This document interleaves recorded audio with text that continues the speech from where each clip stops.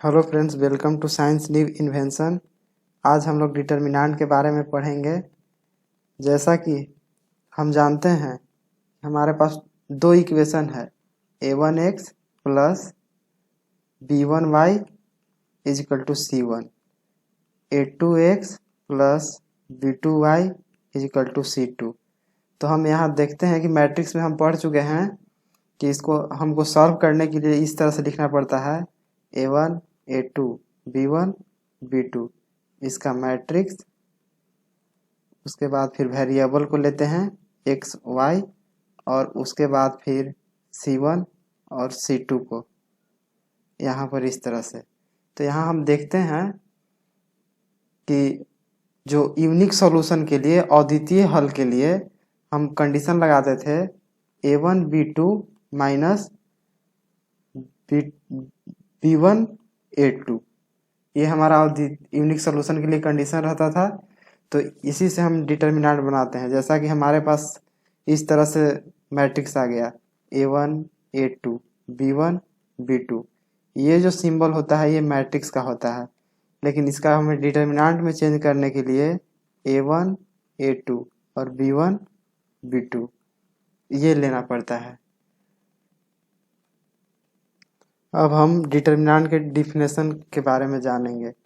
जैसा कि हम जानते हैं कि डिटर्मिनेंट जो है एक मैट्रिक्स का ही पार्ट होता है। जैसा कि इसका डिफिनेशन इस तरह से है कि every square matrix of A corresponding number is called determinant. जैसा कि देखते हैं, प्रत्येक वर्ग अवयव जो होता है उसका एक संगत संख्या होता है, जो वो संख्या जो है उस मैट्रिक्स का डिटर्मिनेंट कहलाता है। अब हम आगे बढ़ते हैं। जैसा कि हम मैट्रिक्स में पढ़ चुके हैं कि अगर इस तरह से लिखा हुआ हो AIJ, इसका मतलब होता है कि I जो होता है वह रो को शो करता है और J जो होता है वो कॉलम को शो करता है। यानी ये जो है IJ जो है ये एक तरह के, इस तरह से अगर सिंबल लगा दिए तो ये मैट्रिक्स को रिप्रेजेंट करेगा, लेकिन अगर इसी तरह से हम इसे इस तरह से सिंबल लगा दिए तो ये डिटर्मिनेंट को रिप्रेजेंट करने लगता है।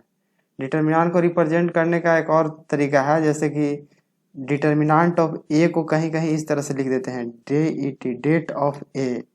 इसका मतलब भी होता है डिटर्मिनेंट ऑफ ए। अब हम ऑर्डर के बारे में जानेंगे, डिटर्मिनेंट के ऑर्डर के बारे में। जैसा कि यहाँ हम देखते हैं, जैसा कि पहला है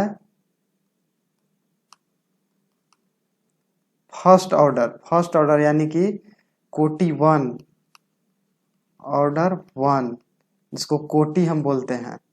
तो ऑर्डर 1 जो मैट्रिक्स होता है वह इस तरह से होता है A11, और इसको हम डिटर्मिनेंट लिखने के लिए हम इस तरह से शो करते हैं A11। इसका मतलब कि ऑर्डर 1 में रो और कॉलम दोनों जो होता है एक एक होता है।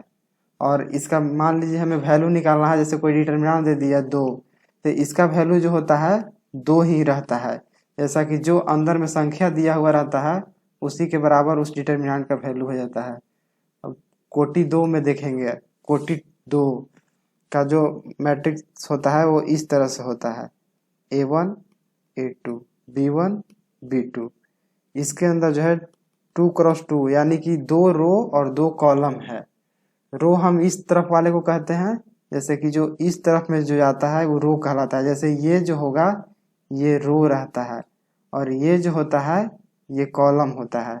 तो हम यहाँ सेकेंड ऑर्डर के कोटि 2 के मैट्रिक्स को इस तरह से रिप्रेजेंट करेंगे B1 B2, और इसका डिटर्मिनेंट हमें लिखना हो तो इस तरह से लिखेंगे A1 A2 B1 B2।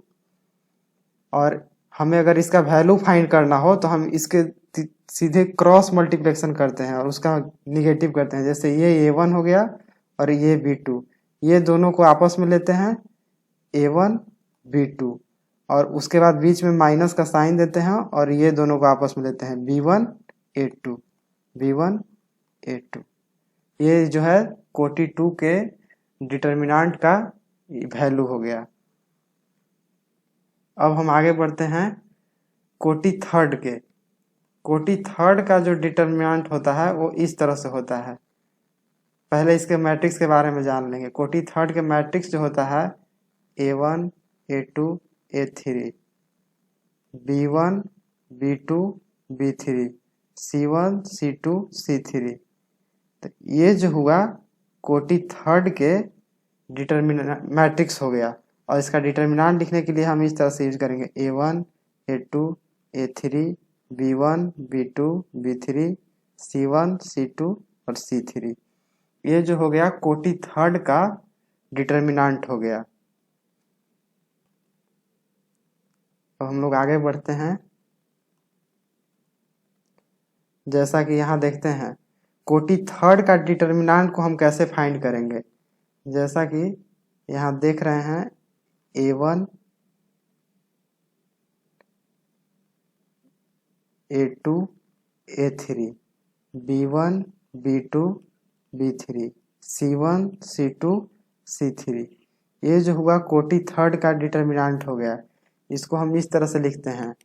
अगर हमको इसको रिप्रेजेंट करना हो तो A जो होगा वो 3,3 ये होगा। इसका रिप्रेजेंट हम इस तरीका से करते हैं। अगर हमें कोटि थर्ड के डिटर्मिनेंट का वैल्यू निकालना हो, जैसा कि यहाँ देखते हैं A11 A21 A31, यहाँ हो जाएगा A12 A13, यहाँ हो जाएगा A22 A23, यहाँ हो जाएगा A32 और A33।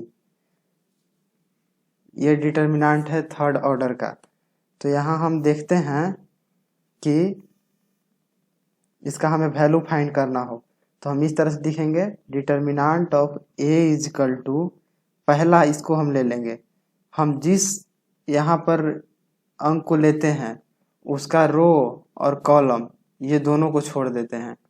तो इसका रो जो हो गया क्या हो गया, इसका रो हो गया ऊपर वाला और कॉलम है। बाकी जो बच गया इसको यहाँ से ऐसे, यहाँ से ऐसे और यहाँ से ऐसे, ये दोनों को कंसीडर नहीं करके ये इसको करेंगे। तो यहाँ पर लिखते हैं A11 और उसके बाद इस दोनों का ले लेते हैं A22 A23 और A32 A33। उसके बाद फिर इसको लेंगे A12 को। तो A12 को लेंगे तो इसका रो और ऊपर वाला कॉलम ये दोनों छूट जाएगा। तो यहाँ पर माइनस का साइन देते हैं A12, उसके बाद हो जाएगा A21 A23 A31 और A33। उसके बाद यहाँ पर प्लस का साइन देते हैं और उसके बाद ये वाला ले लेते हैं A13 और उसके बाद फिर इसका रो और कॉलम दोनों छोड़ देते हैं। बच गया A21 A31 A22 और A32। ये इस डिटर्मिनेंट का वैल्यू हो गया। अगर हम इसको सॉल्व करते हैं तो इस तरीका से आता है A11 फिर ब्रैकेट इसको इसके साथ मल्टीप्लिकेशन करेंगे तो ये हो जाएगा A22 A33। उसके बाद फिर माइनस का साइन देते हैं और इसको इसके साथ मल्टीप्लिकेशन करते हैं, यानी A23 minus A into A32।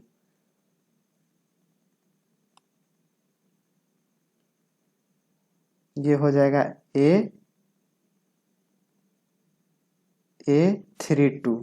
उसके बाद फिर माइनस A12 और इसको इसके साथ सॉल्व करेंगे A21 A33 minus A23 A31। उसके बाद फिर बीच में प्लस A13 और उसके बाद इसको इसके साथ यानी A21 A32 माइनस A22 और A31। ये जो हुआ थर्ड ऑर्डर डिटर्मिनेंट का वैल्यू निकल चुका है और इस तरह से हम इसको आगे सॉल्व करेंगे। अब हम इसको एक याद करने का मेथड सीखेंगे। जैसा कि यहाँ पर देखते हैं हमारे पास थर्ड ऑर्डर का एक मैट्रिक्स है A1 A2 A3 B1 B2 B3 C1 C2 और C3। तो हमें इसका वैल्यू निकालना है, ठीक है।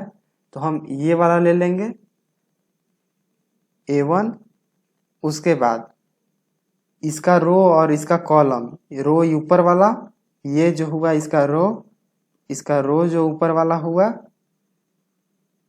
और ये जो हुआ कॉलम, ये दोनों को कंसीडर नहीं करेंगे, बाकी जो ये और ये बच गया इसको लेंगे, यानी B2 C3 minus B3 C2।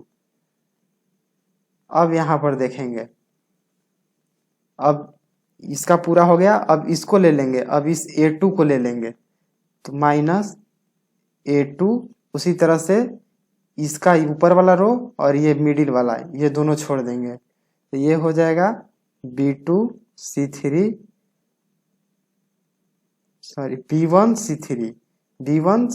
Minus B3 C1 और उसके बाद प्लस यहाँ हो जाएगा A3 को ले लेंगे ये वाले को, उसके बाद B1 C2 minus B2 C1।